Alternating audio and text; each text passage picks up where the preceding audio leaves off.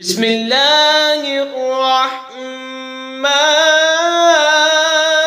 الرحیم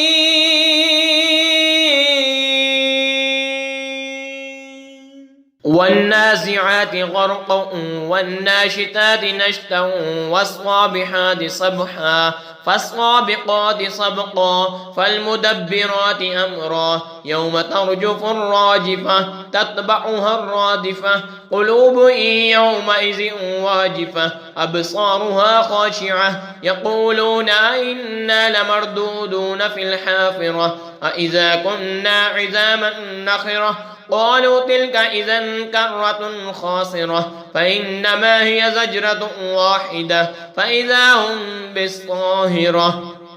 قسم ان کی کہ سختی سے جان کھینچیں گے اور نرمی سے بند کھولیں گے اور آسانی سے تیریں، پھر آگے بڑھ کر جلد پہنچیں، پھر کام کی تدبیر کریں کہ کافروں پر ضرور عذاب ہوگا جس دن تھرتھرائے یعنی کانپے گی تھرتھرانے والی، اس کے پیچھے آئے گی پیچھے آنے والی۔ کتنے دن اس دن ڈرتے ہوں گے، آنکھ اوپر نہ اٹھا سکیں گے۔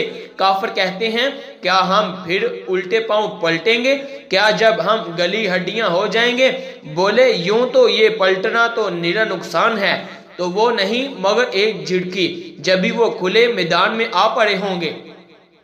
هل أتاك حديث موسى إذ ناداه ربه بالواد المقدس طوى اذهب إلى فرعون إنه طغى فقل هل لك إلى أن تزكى وأهديك إلى ربك فتخشى فأراه الآية الكبرى فكذب وعصى ثم أدبر يسعى فحشر فنادى فقال أنا ربكم الأعلى فأخذه الله نكال الآخرة والأولى إن في ذلك لعبرة لمن يخشى۔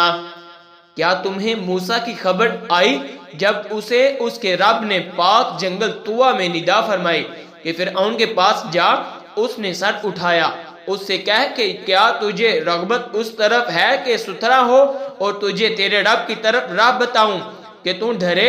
پھر موسیٰ نے اسے بہت بڑی نشانی دکھائی، اس پر اس نے جھٹلایا اور نافرمانی کی، پھر پیٹھ دی، اپنی کوشش میں لگا تو لوگوں کو جمع کیا، پھر پکارا، پھر بولا میں تمہارا سب سے اونچا رب ہوں۔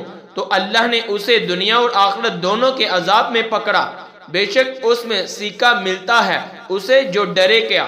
آمنت باللہ صدق اللہ